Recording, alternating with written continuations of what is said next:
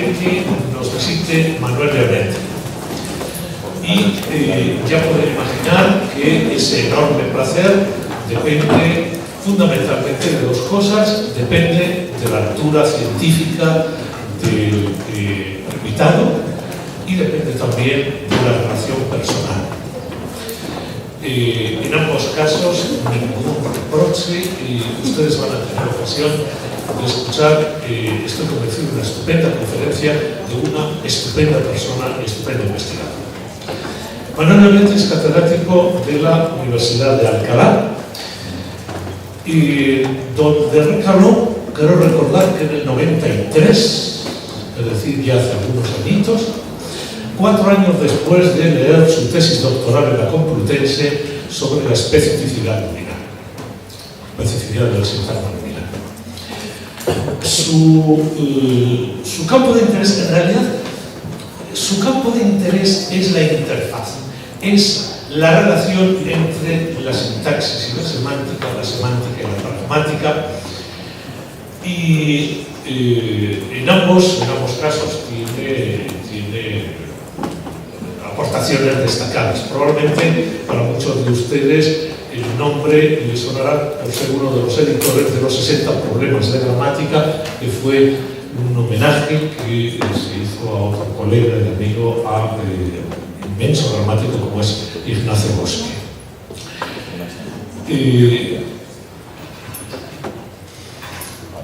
Quizá también algunos de ustedes, estoy convencido que le han recomendado sobre la bibliografía asuntos relacionados con el sintagma nominal, determinantes, cuantificadores, etc. Aunque no es el único aspecto que ha tratado, parece que su vida ha girado en torno al aspecto nominal, pero también ha ido más allá del sintagma nominal. Lo que quizá es más relevante probablemente es una de las ideas que yo creo que ha mantenido y está manteniendo a lo largo del tiempo, y es el paralelismo estructural entre oración y sintagma nominal, entre dos construcciones de distinto nivel. Y eso se ha convertido probablemente en una de las líneas maestras de todos los aspectos que ha tratado. Hoy nos va a dar una charla sobre la otra vertiente, nos va a hablar de los chistes y nos va a presentar una explicación de por qué nos hace gracia los chistes. Hay que entender que los buenos chistes, ¿cómo? Entonces, hoy vamos de pragmática y no quiero extenderme más. Sencillamente, vamos a disfrutar con Manuel Leonetti, y a él muchísimas gracias, es un auténtico placer.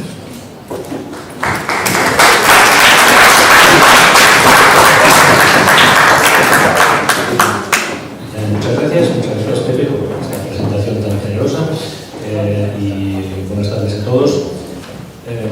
Había oído hablar de... por cierto, creo que podemos colocar el micrófono aquí. Vamos a ver si es suficiente. Decía que había oído hablar de Zaragoza Lingüística en varias ocasiones, y siempre muy bien, por supuesto, como una iniciativa excitante, divertida, muy interesante, tanto para los estudiantes como para los profesores del departamento. Y lo que he comentado con otras personas es que sería bueno que tuviéramos algo parecido en las universidades. Así que mis felicitaciones a los organizadores del departamento por la idea, y muchas gracias por la invitación. El tema del que quiero hablar es el humor verbal. El título que hemos elegido es un título que podría resultar un poco más atractivo, más atrayente. Básicamente hablaré de chistes, pero me gustaría tratar también otros aspectos del humor. Mi enfoque es para mí. Este es un esquema de lo que vamos a tratar. La primera parte sobre teorías del humor es muy breve, simplemente para asentar tres teorías básicas. Luego hay una parte introductoria sobre nociones de gramática. Quizá muchos de vosotros han estudiado la gramática, algunos a lo mejor no. Vamos a retrasar algunas ideas que luego podemos explorar. Y la parte 3 sobre la estructura de los chistes es la parte general es más extensa. La parte general de extensiones puede ser de dimensiones variables.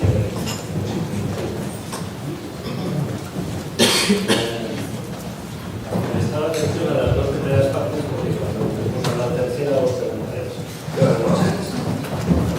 Bien, entonces vamos allá.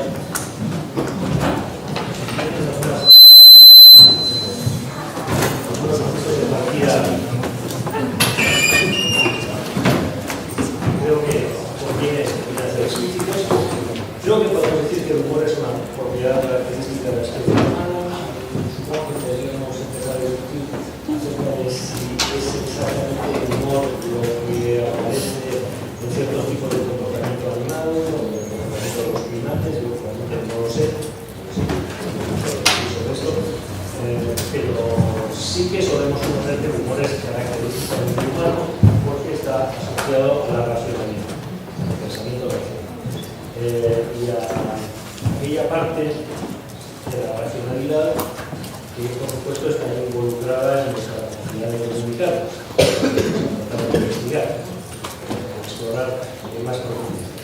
Deberíamos distinguir lo de la risa, aunque a menudo se suele confundir, pero claro que cuando hablamos de humor hablamos de una cosa y cuando hablamos de risa, de la reacción fisiológica, de risa, hablamos de otra. A veces tenemos risa sin humor, porque son nerviosos, y a veces tenemos humor sin risa realmente. Así que desvinculamos las dos cosas. Y finalmente quiero recordar que el estudio del humor, aunque en principio parece que no tiene mucho que ver con el tipo de cosas que hacemos en la universidad, por ejemplo, o con lo que hacen los investigadores en diferentes campos, en realidad sí que interesa mucho a los especialistas en ciencia cognitiva, en inteligencia artificial, era muy especial. A ellos les interesa mucho entender cómo funciona, cuáles son los mecanismos, por qué disponemos del humor, cómo lo explotamos. Y dentro de esa área de interés también está el lingüista. También nos interesa especialmente y esta charla trata precisamente de por qué nos interesa. Tenemos una larga tradición de estudios sobre el humor.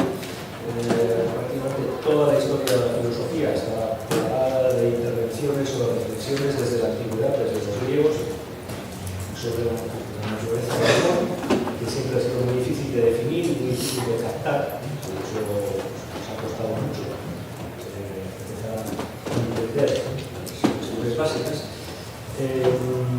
También hay reflexiones sobre el humor en toda la historia de la teoría literaria, de la retórica y de la poética, especialmente a raíz del intento de definición de qué es comedia frente a qué es tragedia. A partir de ahí hay reflexiones interesantes. Y también conexiones interesantes entre humor y poesía. He mencionado el caso de Carlos Busonio, autor español, escribió sobre esto, y trataré de comentar algo al final. Bueno, la idea central que vamos a tratar de aprovechar es esta última, que por otra me parece una idea en absoluto novedosa, sino bastante bien conocida, y es que el humor tiene que ver con la cultura de las expectativas. Una sorpresa, algo inesperado, algo que rompe nuestras expectativas, con la percepción de algo que es inapropiado o desproporcionado en una situación. Veremos exactamente cómo, por qué, cómo manejamos esto.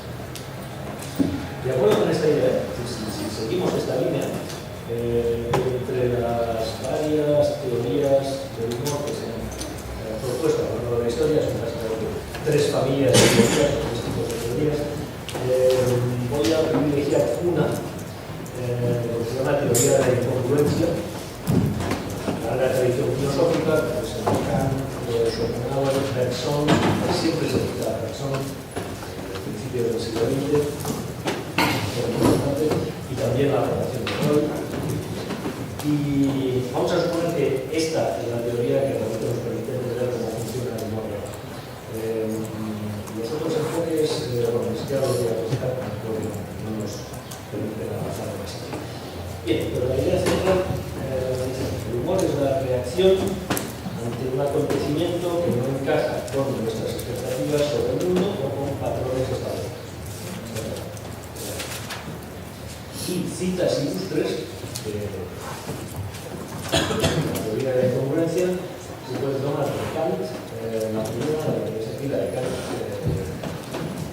se menciona continuamente en la biografía, que la risa surge de la súbita transformación de una expectativa sostenida en la ruptura de esa expectativa. Esta es la intuición central.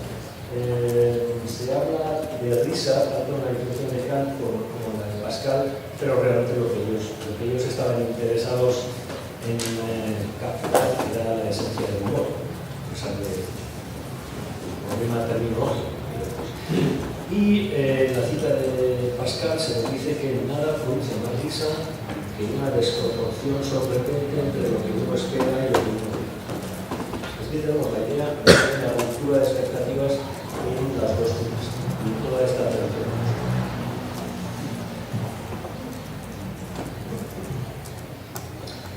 Bueno, entonces necesitamos una incongruencia, algún tipo de incongruencia continuada, y por lo que parece, el problema no existe en que somos capaces de gozar, de divertirnos con ese problema. Aquí tenemos el primer problema. No todo lo que nos resulta absurdo, contradictorio o incongruente es humorístico.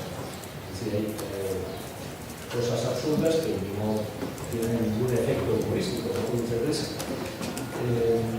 Uno de los factores que hay que tener en cuenta es si los estímulos que recibimos como incongruentes o absurdos tocan o afectan a creencias, impuestos con los que estamos ligados sentimentalmente o emocionalmente. Eso suele bloquear los efectos humorísticos. No en todo el mundo, no en todos los casos, pero es un mecanismo de bloqueo que hay que tener. Bien, el caso es que realmente necesitamos algo más que simplemente hablar de incongruencia. Tenemos que precisar qué mecanismos actúan en el humor verbal, qué hacemos con la incongruencia o por qué tiene este efecto, y cuáles son los mecanismos de funcionamiento. Bueno, creo que esto es más o menos suficiente para plantear las cosas desde el principio. Como vamos a crear un punto de vista pragmático y necesitaremos un par de ideas de pragmática, prefiero introducirlas desde el principio. Así que lo que tenemos aquí es una introducción de la teoría pragmática de por qué nos interesa la pragmática, que luego trataremos de aprovechar. Bueno, entonces, en esta pantalla tenéis algunas razones por las que necesitamos una teoría para entender la comunicación verbal, para entender la comunicación humana. Quizá no sea una lista completa, pero sí que están algunas de las razones más poderosas, más contundentes. Bueno, los fenómenos que tenemos que resaltar son los siguientes. Lo que decimos no coincide exactamente con lo que comunicamos. Normalmente, cuando no nos paramos a pensar sobre las cosas, tendemos a suponer que más bien es lo contrario, que lo que decimos es lo que comunicamos. Sin embargo, siempre hay un desajuste entre las dos cosas. ¿Qué tipo de desajuste? Bueno, lo que sucede normalmente es que comunicamos más de lo que decimos. Esta es la situación. Y este es un hecho interesante, luego podemos comentar algo. Porque nos obliga a plantearnos algunas preguntas. ¿Por qué esto sucede así? ¿Por qué lo hacemos así y no de otra forma? ¿Cómo es posible que funcione la comunicación si funciona así? La primera pregunta. En parte, la respuesta a esa primera pregunta tiene que ver con este segundo punto de la lista. Dice, lo que comunicamos es en parte implícito y se infiere. Esto es algo que sabemos desde hace tiempo. Casi siempre hay parte implícita en lo que comunicamos. A veces la parte implícita es extraordinariamente siempre hay implícito. Así que si las cosas funcionan así, lo implícito claramente no forma parte del sistema lingüístico, bueno, salvo en algunos casos, hablamos de elementos vacíos o elementos tácitos en el sistema gramatical, por ejemplo, eso forma parte del sistema gramatical, pero hay una parte enorme del implícito que no está codificada en el sistema, es decir, no está en el sistema. Así que la pregunta es cómo inferimos esos contenidos.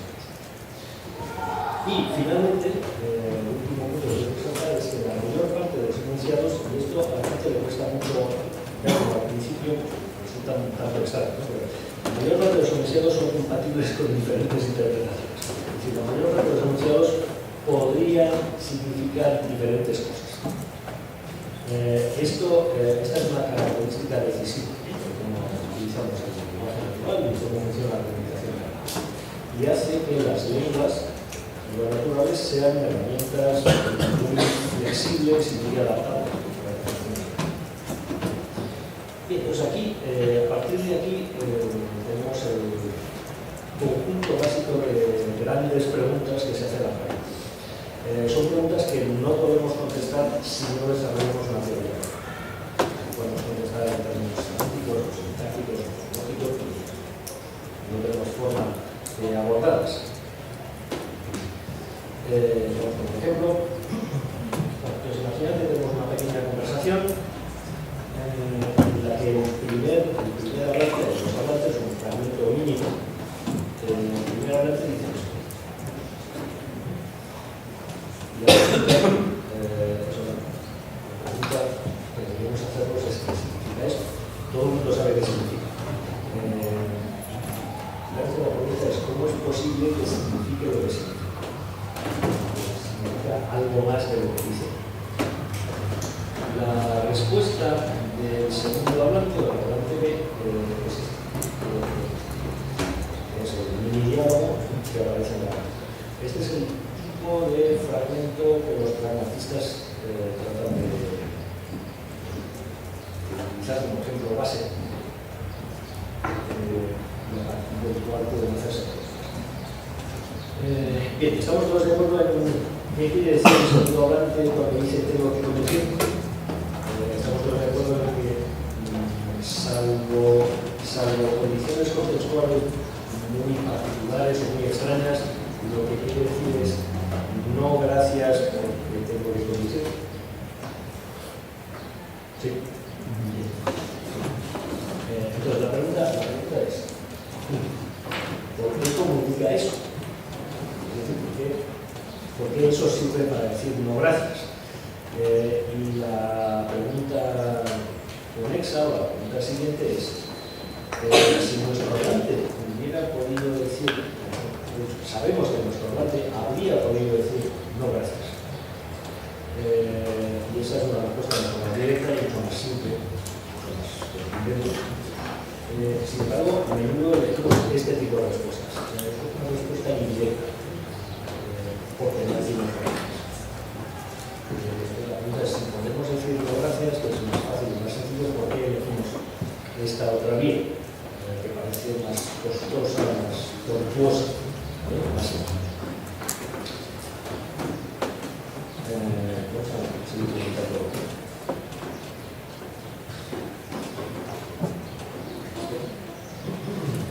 Bueno, ¿cómo interpretamos este diálogo? Nosotros lo que acabamos de ver ahora, habría que añadir algo sobre por qué otros límites significan quiénes tomar el movimiento. Es una pregunta más.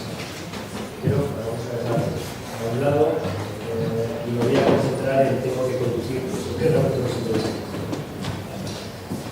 ¿Qué procesos interpretativos se ponen en marcha? Bueno, lo que creo que debe estar claro desde el principio es que si todos entendemos esto en el sentido de no gracias porque tengo que conducir, no es porque las palabras signifiquen esto. O sea, tengo que conducir no significa no gracias. Esto es bastante evidente. Así que el problema que estamos tratando de resolver de por qué comunicamos cosas que no estamos diciendo no puede resolverse en términos de sistema gramatical o en términos sintácticos o semánticos. La pregunta ¿cómo podemos dar cuenta de estos procesos? Tiene una respuesta muy sencilla, elaborando un conjunto de hipótesis sobre ellos, ¿no? O sea, elaborando una teoría pragmática. Vamos a ver cómo podría funcionar esto. Bueno, entonces, de momento lo que tenemos es que lo que queremos comunicar va más allá de lo que transmitimos expresamente, y esto es un hecho, y no, es decir, no es un hecho aislado en este ejemplo, sino que es sistemático. Se produce continuamente. Nos parece algo, bueno, de hecho es algo tan cotidiano y tan natural que la mayor parte de las veces no le prestamos atención, pero es algo continuo. La clave está en que combinamos el contenido lingüístico, es decir, nuestro conocimiento del sistema gramatical y del léxico, y de la fonología, o sea, nuestro conocimiento de nuestra lengua, con nuestro conocimiento del mundo. Porque en parte el contenido implícito de la respuesta que hemos visto en el diálogo anterior tiene que ver con nuestro conocimiento del mundo. Distinguimos, por lo tanto, y esto normalmente en un curso de pragmática y de semántica al principio se suele explicar siempre, distinguimos entre el significado lingüístico, es decir, el significado que depende del conocimiento de la lengua, es el significado que está en las palabras, que está en la estructura de los sintagmas, en la estructura de las oraciones, en el léxico, por un lado, y eso es significado lingüístico, y la interpretación, lo que globalmente llamamos interpretación, que se obtiene integrando conocimientos extralingüísticos o conocimientos del contexto, y que no podemos obtener solamente a partir del sistema lingüístico. Tenemos que manejar estas dos cosas.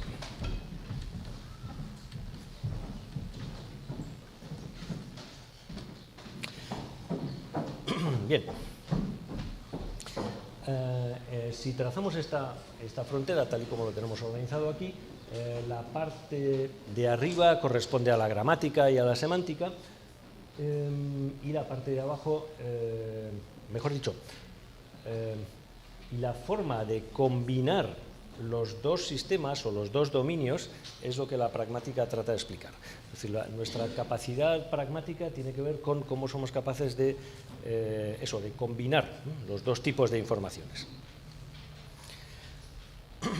Bueno, combinamos esos dos tipos de informaciones por medio de lo que llamamos inferencia.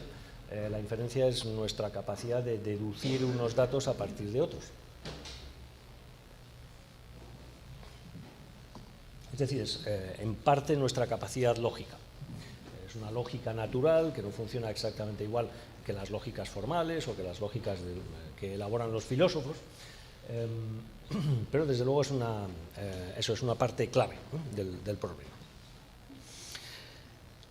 Lo que hacemos cuando inferimos es tomar por un lado el significado lingüístico y por otro lado datos del contexto.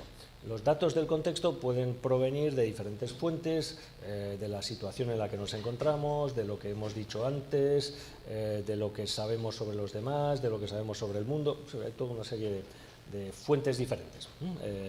Llamamos a todo eso información contextual o datos contextuales. Bueno, pues una de las razones, para mí es la razón central, por la que necesitamos una teoría pragmática, es que queremos explicar cómo funciona la inferencia. Es decir, cómo somos capaces de inferir cosas. Aquí parece que la primera respuesta que a uno se le ocurre es tan sencilla como decir, bueno, recurrimos al sentido común. Es decir, es el sentido común lo que nos permite inferir y es el sentido común lo que nos permite suponer que cuando alguien dice tengo que conducir respondiendo a otro vinito, lo que quiere decir es que no quiere otro vinito. Y eso, sí, efectivamente está bien, pero como no sabemos muy bien qué es el sentido común y sobre todo cómo tenemos que conectarlo con el lenguaje y con la comunicación verbal, seguimos necesitando una elaboración un poco más sofisticada, es decir, seguimos necesitando una teoría. Yo voy a seguir las ideas de la teoría de la relevancia de Sperber y Wilson. Hay otros modelos, hay otras posibilidades. Esta me parece una posibilidad muy bien fundamentada, muy seria. De hecho, se ha aplicado con éxito al humor y una gran parte de los datos que voy a comentar están tomados de trabajos de teoría de la relevancia. Así que, bueno, este es el camino que he elegido. ¿En qué consiste la teoría de la relevancia? ¿Cómo explica la comunicación? El objetivo de la teoría es explicar la comunicación humana desde un punto de vista cognitivo. Los dos principios básicos son los que tenéis aquí, que se llaman principios de relevancia. En la primera versión había uno, ahora tenemos dos. Pues el primero es el principio cognitivo de relevancia. No hace falta saberse esto para entender la parte que viene después sobre los chistes, pero sí que hay ideas que aparecen ahora y que después vamos a tratar de conectar de nuevo. Bueno, entonces el principio cognitivo de relevancia establece que estamos diseñados, es decir, que como parte de nuestra herencia biológica estamos diseñados para prestar atención a los estímulos potencialmente relevantes para nosotros y descartar los otros. Esta es una cuestión de supervivencia, ¿no? Es una cuestión de adaptación. Hay estímulos potencialmente relevantes para nosotros. Los que son potencialmente relevantes son los que pueden tener consecuencias positivas para nuestro procesamiento del entorno, es decir, para afinar nuestra visión y nuestra comprensión de todo lo que nos rodea. Si hay estímulos que son potencialmente relevantes, lo normal es que concentremos nuestros recursos cognitivos en prestarles atención a ellos y descartar otros que no son tan relevantes.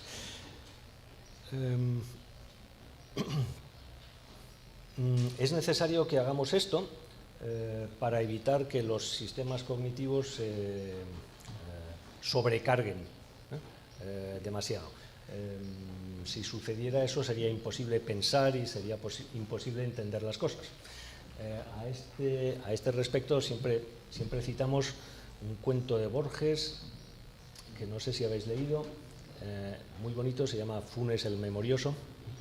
Y la idea es que lo que le pasaba a Funes es que era capaz de procesar tal cantidad de información detallada del entorno que esa masa ingente de datos minúsculos le impedía hacer generalizaciones, le impedía construir un pensamiento como el que normalmente utilizamos para resolver los problemas y para afrontar las situaciones.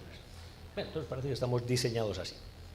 El segundo principio de relevancia es el principio comunicativo de relevancia y es el que realmente se aplica para explicar cómo funciona la comunicación. Es decir, es el principio que guía la inferencia. La pregunta antes es si somos capaces de inferir cosas cuando nos comunicamos, ¿qué nos permite hacerlo?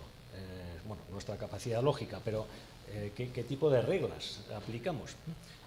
La propuesta de Sperber y Wilson es que hay un único principio que determina toda esa capacidad inferencial.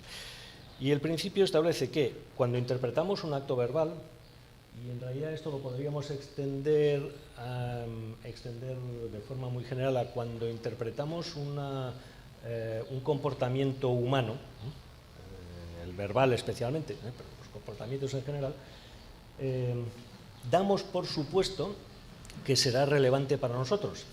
Que será relevante significa que cuando lo procesemos obtendremos efectos cognitivos positivos con un coste razonable, es decir, no demasiado alto, para el procesamiento. Los efectos cognitivos positivos son modificaciones de nuestro entorno cognitivo, es decir,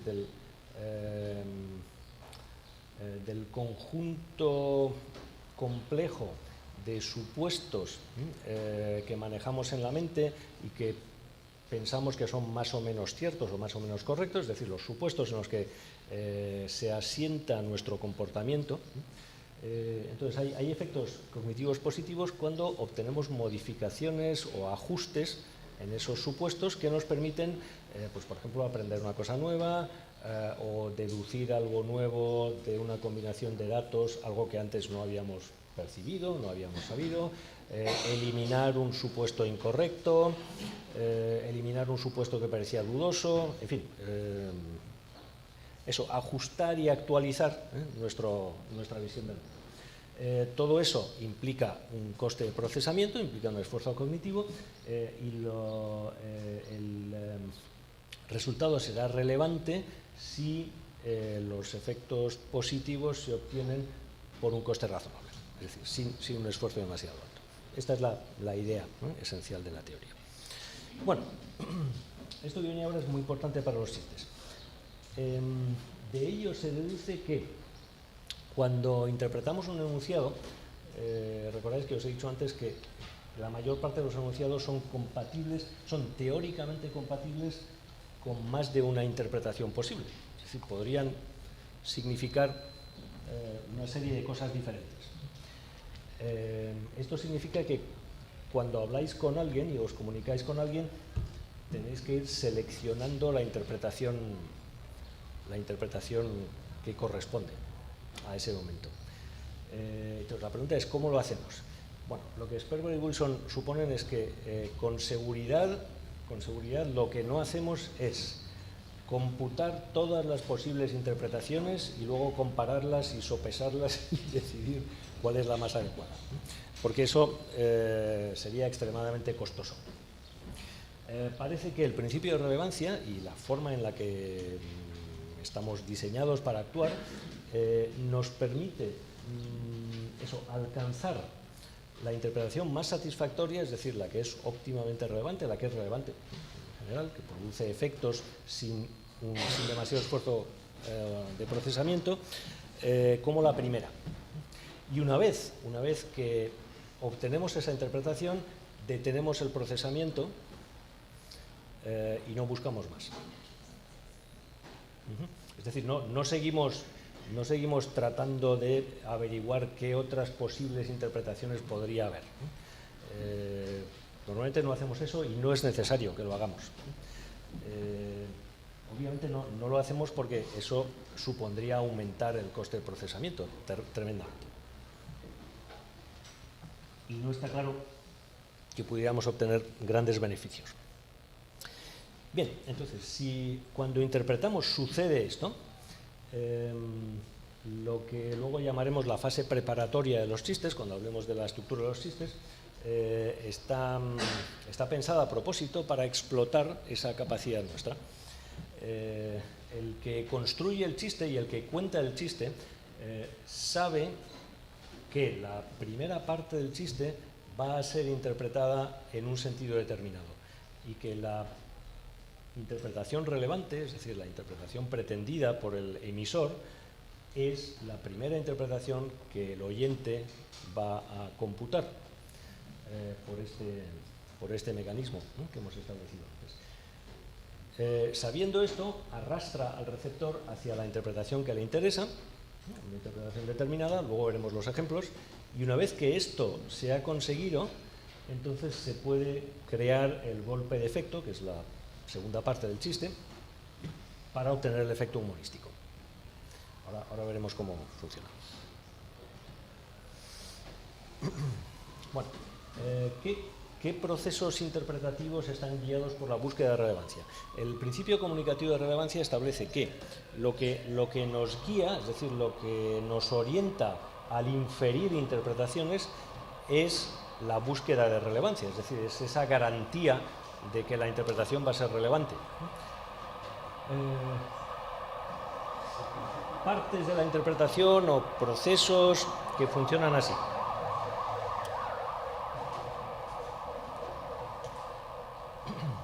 Bueno, los ejemplos están tomados de nuestro mini diálogo anterior, es decir, de tengo que conducir.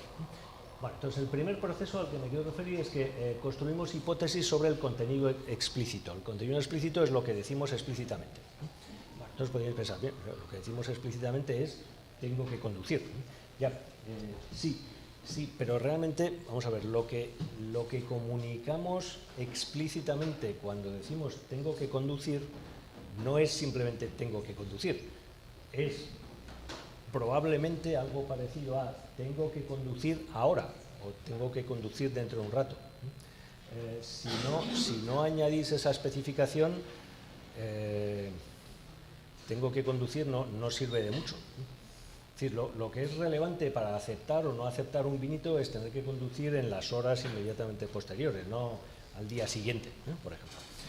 Así que lo que estamos comunicando es esto, y probablemente más cosas, que yo no he especificado aquí.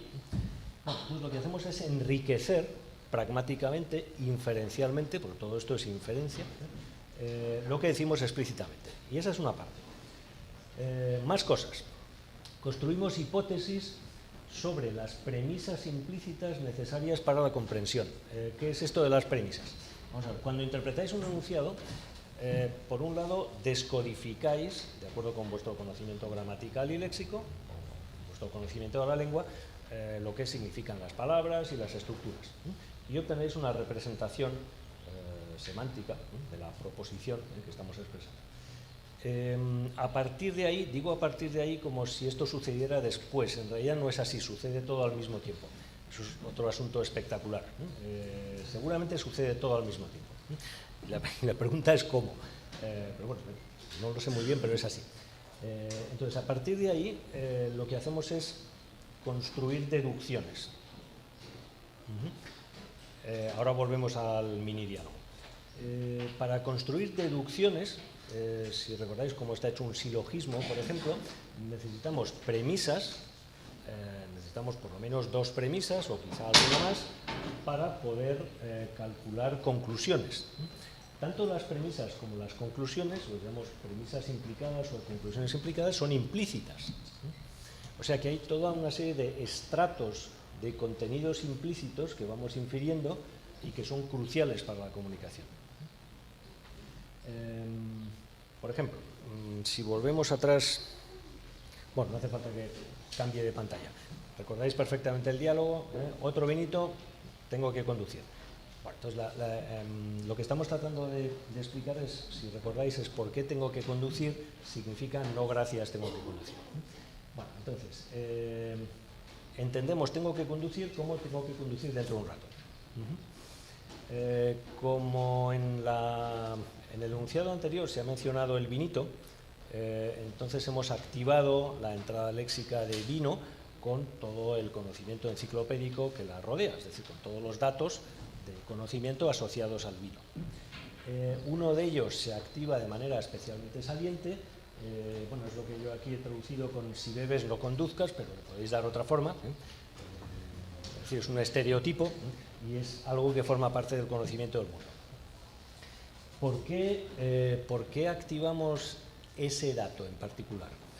Porque si decimos tengo que conducir, y esa es una premisa explícita, y recuperamos de nuestro conocimiento del mundo como premisa implícita porque nadie lo dice, si bebes no conduzcas, y combináis esas 2 premisas, entonces podéis alcanzar una conclusión, es decir, podéis deducir una conclusión también implícita, que es no debo aceptar otro vino. Tengo que conducir, si tengo que conducir entonces no debería beber, y por lo tanto no debería aceptar otro vino. Bien, entonces las premisas implícitas y las conclusiones implícitas son lo que los teóricos llaman implicaturas. Todos esos contenidos implícitos son implicaturas. Necesitamos esta premisa para llegar a esta conclusión. Y necesitamos esta conclusión porque esto sí es una respuesta a lo que el otro hablante nos ha dicho. Es decir, al ofrecimiento de tomar otro vinito. Mientras que tengo que conducir, en principio, no es una respuesta. Ese es el problema de cómo es posible que podamos contestar diciendo tengo que conducir. Claro, contestamos diciendo tengo que conducir porque sabemos que el otro pondrá en marcha esa capacidad deductiva e inferencial para alcanzar esta conclusión implicada. ¿Qué es lo que queremos comunicar? O sea que lo que realmente queremos comunicar es esto. Bueno, entonces podríais preguntaros, ¿no es esto demasiado complicado? Pensando que podríamos decir simplemente no, o algo así. Esto obviamente es más complicado que decir no, pero tiene, tiene unas compensaciones que no podríamos alcanzar si simplemente dijéramos no.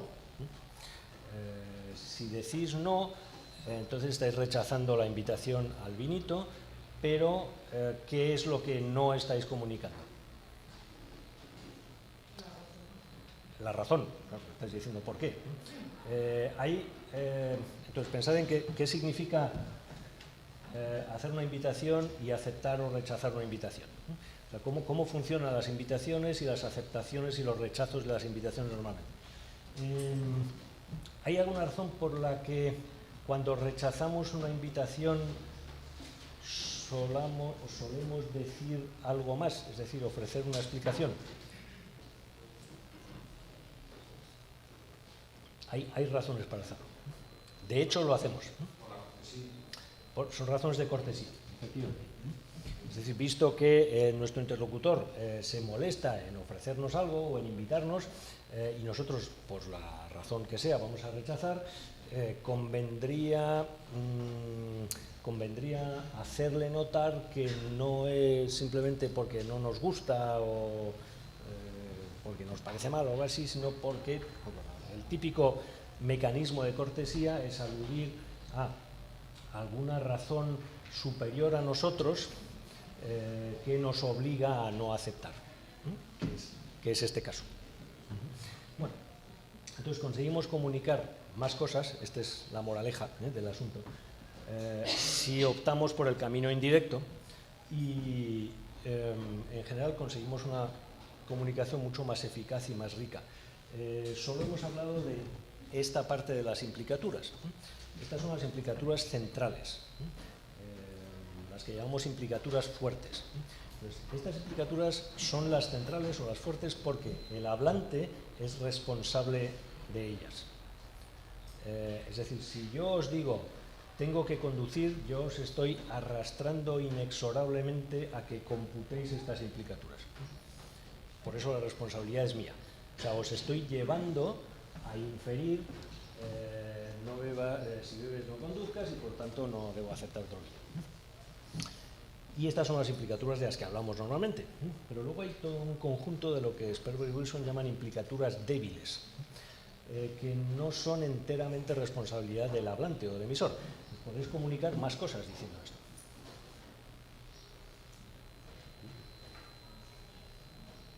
Vamos muy mal, deberíamos correr un poco.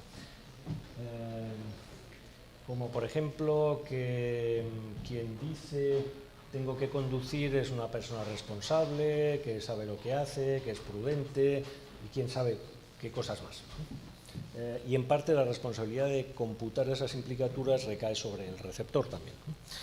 Bien, vamos a correr un poco más. Vamos a la parte central, la estructura de los chistes. Bien, entonces esto es algo que más o menos afecta a todo el mundo. Tenemos dos partes en un chiste. Una introducción a fase preparatoria y un golpe de efecto. El orden es siempre este, no lo podéis invertir, si no se desmonta todo. El golpe de efecto tiene que estar al final, obligatoriamente. El golpe de efecto tiene que ser abrupto e imprevisible, tiene que producir sorpresa. Si os lo estáis esperando, entonces en gran parte el efecto del chiste se aminora o se debilita y tiene que introducir una incongruencia. Aquí es donde tenemos la teoría de la incongruencia, que hay que resolver. Y el tamaño y la forma de la fase preparatoria puede variar. Pues hay chistes mínimos con una fase preparatoria mínima y hay chistes que en cambio se caracterizan por tener una fase preparatoria larguísima, que en parte también es un recurso estilístico, y que ahí hay diferentes posibilidades. Bueno, entonces tenemos una gran parte de las teorías del humor que se llaman teorías de incongruencia y resolución, ¿no? Suponen que todo el goce del humor consiste en detectar una incongruencia y poner en marcha algún tipo de resolución. Todo esto es inferencial, por eso necesitamos pragmatizar.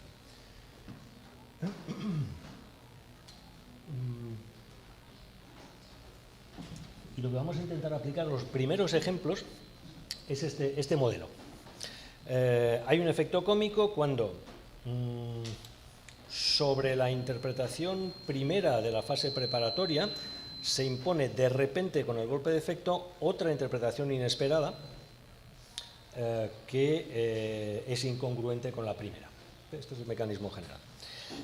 Hay toda una tradición de investigación en psicolingüística sobre lo que se llama Garden Path Utterances o oraciones de vía muerta, que funcionan justamente así. Son oraciones en las que el receptor empieza a procesar, detecta una interpretación, sigue, es decir, prefigura una interpretación, pero al llegar a un cierto punto se da cuenta de que esa interpretación choca con otro elemento del enunciado y tiene que volver atrás y recalcular la interpretación. Bueno, pues esto, algo parecido es lo que pasa en los chistes. Bien, entonces aquí tenéis dos ejemplos. No sé si no os gustan, los podemos cambiar, podemos probar con otros, ¿no?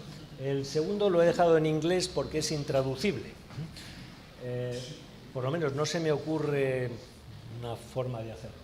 Y como me gusta mucho, pues lo he mantenido aquí. Bueno, entonces vamos con el primero, que es más sencillo, ¿no? ¿Tú sabes cómo se llaman los habitantes de San Sebastián? Bueno, todos no. Entonces, ¿cómo funcionaría esto? Obviamente lo que dice A es la fase preparatoria y el golpe de efecto es la respuesta de B. Vamos a ver, entonces, ¿cuál es el origen de la incongruencia? Es un origen lingüístico. Es decir, si sabéis un poco de lingüística, un poco de gramática, podéis detectar cuál es el mecanismo que estamos explotando. Son las cosas que hacemos continuamente. ¿Qué es lo que explotamos en la pregunta de A? Realmente estamos explotando dos cosas. Pues vamos a ver. Entonces, por un lado, una ambigüedad teóricamente posible entre una interpretación colectiva y una interpretación distributiva de cómo se llaman los habitantes de San Sebastián. Eso son dos interpretaciones teóricamente posibles. Eso por un lado. Y esto os lo dice la gramática. El sistema gramatical permite esas dos lecturas. Por otro lado, tenemos lo que predice la teoría de la relevancia, y es que al procesar vamos a seleccionar una interpretación determinada, en la mayor parte de los casos, que oscurece a la otra. Esto es lo que hacemos con casi todas las ambigüedades, es decir, las filtramos en el contexto. Es que es necesario para sobrevivir en la comunicación. No podemos estar todo el rato computando posibles ambigüedades. A veces lo hacemos, normalmente no. Bien, ¿cuál es la interpretación por defecto de la pregunta del hablante A? ¿La colectiva o la distributiva? Claro, es la colectiva. La distributiva es absurda, teniendo en cuenta las dimensiones de San Sebastián. Bien, entonces, ¿en qué consiste el golpe de efecto? Bueno, muy sencillo, el golpe de efecto consiste en que B ha seleccionado la interpretación distributiva que en la fase preparatoria había quedado prácticamente escondida, desactivada. Al aparecer esta interpretación en la respuesta de B, aparece la incongruencia y, bueno, el mecanismo de resolución aquí sería simplemente el de atribuir, este es el mecanismo normal, ¿no? Atribuir a B una interpretación diferente de la que tendría A. Esto es más 8. Cosa que veremos en otros ejemplos. Vamos a dejar el ejemplo en inglés porque nos llevaría un poco más de tiempo. Lo saltamos. ¿Os parece un buen ejemplo? Sí. Entonces aquí el mecanismo lingüístico que explotamos es la ambigüedad de substitute y, bueno, y por razones de conocimiento del mundo lo que rodea al weekend. Pues en el weekend coincide coinciden la juerga y la celebración religiosa. Y eso es lo que hace saltar la interpretación inesperada. Al traducir substitute en español deberíamos haber utilizado una palabra con género gramatical y entonces la ambigüedad se pierde, por eso lo he dejado en inglés. Bueno, entonces cuando llegamos al golpe de efecto es cuando se produce el efecto humorístico, tenemos que reinterpretar, es decir, nos damos cuenta de que el emisor nos ha engañado, entre comillas, es decir, nos ha obligado a construir una primera interpretación que luego entra en contradicción con lo que dice el golpe de efecto. Y esto, simplemente computar esto, produce placer ya. Y esto lo tenemos también en el humor visual. Bueno, muy importante, crucial, si no el chiste os saldrá mal. La ambigüedad y la incongruencia debe darse a nivel implícito. Esta es una condición central. O sea, la incongruencia hay que detectarla al nivel implícito. Si la hiciéramos explícita, entonces estaríamos contando el chiste explicándolo al mismo tiempo. Eso, bueno, todo el mundo sabe que no funciona bien. Bien, este me gusta mucho. A ver qué os parece. No. Es muy simple, muy simple.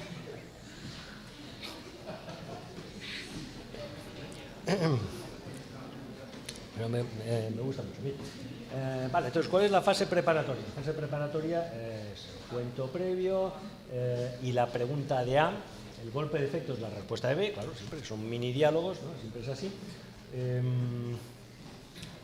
La ambigüedad lingüística que explotamos es muy simple y muy básica, es el hecho de que araña puede ser un verbo o puede ser un nombre. Cuando interpretáis la pregunta o la intervención de A por defecto, es decir, en parte por vuestro conocimiento del mundo y en parte por los esquemas culturales y todo esto, suponéis que la interpretación obvia de araña es como verbo, y el golpe de efecto consiste en, una vez que todos hemos aceptado que la interpretación por defecto es araña como verbo, es de repente sacar a la luz la interpretación absurda, que es la de araña como nombre. Y esta es la incongruencia. Lo que hacemos entonces es disociarnos de uno de los puntos de vista mostrados, concretamente el punto de vista de B, que es del que nos reímos. Y nos reímos de B porque B es capaz de suponer o de inferir que cuando A le pregunta, oh, araña, le está preguntando si eso, que obviamente es un gato, es una araña. Y este es el objetivo de la comicidad. El chiste de Lepe que sigue, pues es uno de una larga lista. El golpe de efecto final, como siempre, también entra en contradicción o está construido sobre una incongruencia con la interpretación por defecto de la fase preparatoria. Aquí se dice que se habla de terminar un rompecabezas en 2 meses, es decir, la duración de la resolución de rompecabezas es de 2 meses, y lo que se deduce de la interpretación del golpe de efecto es que los del EPE suponen que cuando en las cajas dice de 3 a 5 años, eso se refiere a la duración de la fase de resolución del rompecabezas. Sabemos que se refiere a la edad de quien tiene que jugar con el rompecabezas. Y eso, lo que vamos variando son los mecanismos lingüísticos, pueden ser sintácticos, pueden ser semánticos, también fonológicos a veces, que explotamos, pero el patrón es más o menos sistemático, es más o menos el mismo siempre. Esto es algo que cita siempre mi colega Francisco Lluch de la Universidad de Alicante, que ha escrito mucho sobre el humor desde el punto de vista de relevancia. Es un gag de 4 bodas y un funeral que se ha comentado mucho. Si habéis visto la película lo recordaréis. no es un chiste, o sea, que estamos cambiando un poco el estilo o el entorno, pero el mecanismo es siempre el mismo. Entonces, ¿cuál es la fase preparatoria? La fase preparatoria es que cuando el interlocutor contesta "ya no es mi novia", la interpretación por defecto más natural que computamos desde el principio es la que nuestro protagonista ha calculado. Es decir, ya no es mi novia porque hemos dejado de salir juntos. Sin embargo, cuando el hablante dice "ya no es mi novia", resulta que lo que quiere decir es "ahora es mi mujer". Esto aparece, este es el golpe de efecto dentro de la estructura del diálogo. El golpe de efecto introduce una incongruencia con la primera interpretación de "ya no es mi novia". La incongruencia es entre "hemos dejado de salir" y "ahora es mi mujer", o sea, no es mi novia sino mi mujer, y eso genera todo el efecto humorístico. Esto es de Woody Allen, de una película de Woody Allen, y es un sistema muy parecido, también un pequeño diálogo. El camarero pregunta qué van a tomar a 2 personas. Helen contesta: 2 martinis, por favor, y muy secos. David asigna la interpretación que cualquiera de nosotros asignaría a ese primer enunciado, que es la interpretación por defecto, la natural, la que el autor del guión ha calculado que todos vamos a asignar, que es la interpretación en la que cuando se piden 2 martinis y hay 2 personas o 2 clientes, se supone que cada uno de los martinis es para uno de los clientes. El golpe de efecto es la intervención de Helen. También quiere uno. De repente, y lo que crea es la incongruencia con esa intervención previa. Como veis, la incongruencia es siempre a nivel explícito y la resolución es siempre, a nivel implícito. Y la resolución es siempre a nivel implícito. Así que si no tenemos una teoría que explique cómo manejamos la parte implícita de la comunicación, no se entiende nada de por qué nos hacen gracia los chistes o cómo funciona el humor lingüístico. Es tardísimo. 5 minutos. Bueno, vamos a... Mal calculado.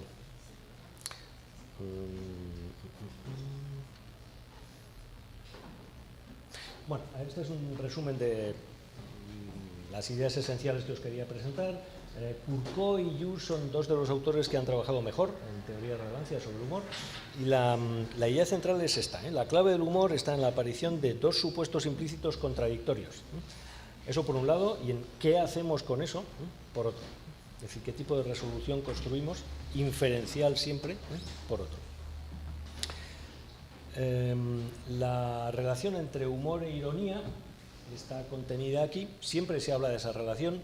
La ironía es humorística a menudo y el humor es irónico también muy a menudo. O sea, hay una relación estrecha. Entonces, lo que tienen en común es que tanto en el humor como en la ironía inferimos que el hablante o uno de los personajes en el chiste está comunicando una actitud de disociación, o sea, una actitud de separación, de rechazo, de burla con respecto a un pensamiento que no es suyo, sino que se atribuye a otro hablante, es decir, un pensamiento atribuido a otro. Esa es la esencia de la ironía, construir enunciados irónicos, y está también en el humor.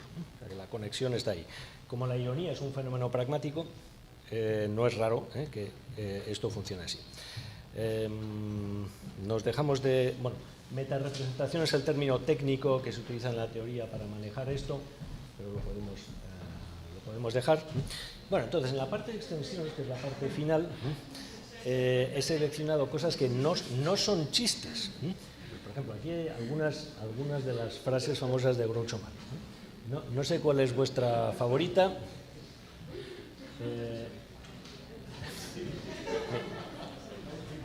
Mis favoritas son la primera es brutal. Nunca olvido una cara, pero creo que con usted voy a hacer una excepción. Y esta me encanta. La última, ¿no?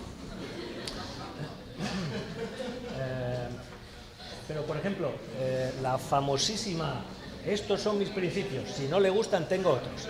Esa es muy fácil de analizar, insisto, no es un chiste, todos sabemos que no es un chiste, pero si os fijáis un poco, el mecanismo es el mismo. Entonces, estos son mis principios, es la fase preparatoria. Entonces, ¿qué deducís o qué inferís de la fase preparatoria? Pues que si alguien dice, estos son mis principios, está poniendo sobre la mesa las ideas básicas, que se supone que son ideas sólidas en las que cree con fuerza y con convicción, que regulan su comportamiento y sus relaciones con los demás. Y eso se infiere por defecto de la fase preparatoria. Si al cerrar la primera oración introducís el golpe de efecto, si no le gustan, tengo otros. Entonces estáis masacrando la inferencia que deriva de la fase preparatoria. O sea que lo que tenéis es una incongruencia al nivel implícito, como siempre. La incongruencia o la contradicción entre yo tengo unos principios sólidos y mi comportamiento se ajusta a mis principios, eso por un lado, derivado de la primera oración, frente a yo puedo adaptar mis principios y por tanto mi comportamiento a las situaciones y a lo que les parezca bien a los demás, que es lo que se deduce del golpe de efecto. Y luego el mecanismo de resolución inferencial, que es más complicado. En esta también tenemos algo parecido. La fase preparatoria, es mejor estar callado y parecer tonto. ¿Qué es lo que deducís de eso? Si decís es mejor estar callado y parecer tonto, lo que deducís es que uno no es tonto. Si uno está callado y por tanto parece tonto, pero simplemente porque no demuestra su inteligencia o su capacidad de intervenir, pero tiene una serie de cualidades y de capacidades, y esa inferencia se ve de nuevo masacrada por el golpe de efecto, que hablar y despejar las dudas definitivamente, destruye toda posible. Entonces la conclusión, si la seguimos aplicando, es que el esquema funciona no solo con los chistes prefabricados, con lo que en inglés se llaman los chistes enlatados, es decir, los que empiezan diciendo, lo saben aquel que diu, o sea, con una fórmula típica, como los de Eugenio, sino que engloba también las frases ingeniosas y otro tipo de eso, lo que llamamos ingenio, o witticism en inglés. Por ejemplo, esto no es un chiste. No es un chiste, pero a mí me hace gracia, no es que me haga reír, no sé, me gusta, no sé, eso me produce cierto placer. Yo creo que si lo exploramos un poco, el placer tiene que ver de nuevo con el mismo mecanismo de siempre. ¿Cuál sería la fase preparatoria al golpe de efecto? Bueno, es decir, la posibilidad de que una tostada caiga sobre el lado untado con mantequilla es, e incluso podéis seguir, es directamente proporcional a ¿qué os esperáis? No sé, algún principio, alguna cualidad física de las tostadas o del peso de la mantequilla distribuida sobre la superficie, no sé, o de las condiciones de la humedad ambiental que hacen que, no sé, cualquier cosa de este tipo. Cuando introducís al final al precio de la alfombra, eso funciona como el golpe de efecto porque es incongruente con las expectativas creadas por toda la construcción previa de la frase ingeniosa, y es solo una frase ingeniosa. Yo diría que el mecanismo es el mismo. Entonces aquí lo que aparece es esto. O sea, todas las frases ingeniosas nos permiten descubrir estas conexiones insospechadas entre situaciones. Bueno, eso es típico de los chistes, es típico del humor, y esa, diría yo, es la conexión fundamental con la poesía. O sea, esa es la conexión central con el lenguaje poético. Es el papel de toda esa serie difusa o vaga de implicaturas débiles, es decir, de implicaturas que nosotros calculamos de acuerdo con nuestro entorno cognitivo, con nuestra experiencia, con nuestras preferencias, con nuestros recuerdos, que no están previstas por el emisor y que constituyen una parte central de la interpretación del lenguaje poético y también de las frases ingeniosas. Lo que pasa es que aquí a veces tenemos simplemente incongruencia, por ejemplo, dos interpretaciones y no está claro que haya resolución de ningún tipo, ¿no? Este es muy tonto, pero también me gusta. Y yo diría que es simplemente humor absurdo. No os lo voy a explicar porque es humor absurdo, así que tenéis dos interpretaciones, ninguna de ellas desaparece, las dos están flotando al mismo nivel y parece que el placer consiste en mantener esas dos interpretaciones, que por cierto es lo que nunca hacemos en la comunicación cotidiana. Lo que hacemos es desechar interpretaciones y privilegiar una. Y aquí, en cambio, el juego consiste en mantener las dos, ¿no? O sea, no hay resolución. Este es el último, o sea que termino ya, y como veis me he alejado completamente de los casos anteriores, ¿no? Bueno, esta es una vieja viñeta de Mingote. Yo tengo un aprecio extraordinario por Mingote, debe ser de los años 50, creo, de una serie de viñetas de suicidas. Es una de mis favoritas. Como veis, es humor visual, no hay palabras, por lo tanto no hay fase preparatoria, no hay golpe de efecto, no hay contenidos implícitos porque no hay palabras. Entonces la pregunta es, aquí en este tipo de humor que se aparta tanto de los que hemos visto antes, ¿podemos encontrar alguna conexión con lo anterior? Bueno, como mínimo el papel central de la incongruencia creo que sí. ¿Veis alguna incongruencia? Bueno, sí, esos son las grandes, los grandes principios. Pero exacto, ¿no? Entonces, si este señor... Bueno, o sea, hay un montón de niveles de interpretación, todos implícitos porque no tenemos palabras, ¿no? Pero un montón de niveles riquísimos de interpretación de este chiste gráfico que se superponen, pues, por ejemplo, por un lado, la desesperación que deriva de no tener ni siquiera un árbol en el que colgarse, porque uno se puede colgar de una viga o de una farola o algo así, ¿no? Y sin embargo, no, él elige un árbol y, claro, cuando uno se va a suicidar está desesperado, está harto de todo y sin embargo él decide, no, premeditadamente que tiene que hacer crecer un árbol y esta es una actividad cuidadosa que requiere mucho tiempo, requiere tanto tiempo, como decía José Luis, que seguramente morirá cuando el árbol todavía no haya alcanzado un tamaño suficiente, morirá de muerte natural, por supuesto, para que se pueda colgar de él, y esas son también incongruencias. Y luego hay miles de implicaturas débiles, ¿no? o difusas, ¿no? Y yo diría que la viñeta es poética en ese sentido también, ¿no? Bien, entonces, ¿dónde está el límite del sistema que hemos establecido? No lo sé muy bien, pero que desde luego sirve para más formas de humor y no se limita solo a los chistes, creo que es claro. Este es un resumen de las ideas. Explotamos cualquier parte del sistema lingüístico para construir efectos humorísticos, la fonología, la sintaxis, la morfología, la semántica, todo lo que tenemos a mano, pero el mecanismo central es cognitivo y pragmático. Se extiende al humor visual y, por cierto, no hay ningún mecanismo interpretativo que sea específico del humor y que no exista en otras formas o en otros usos del lenguaje. Todo existe en el uso continuo del lenguaje en la comunicación. Simplemente la combinación de los factores en el humor es especial. Por eso pasa todo esto que hemos visto. Bien, creo que debemos terminar aquí. Siento haberme extendido. Es todo por aquí.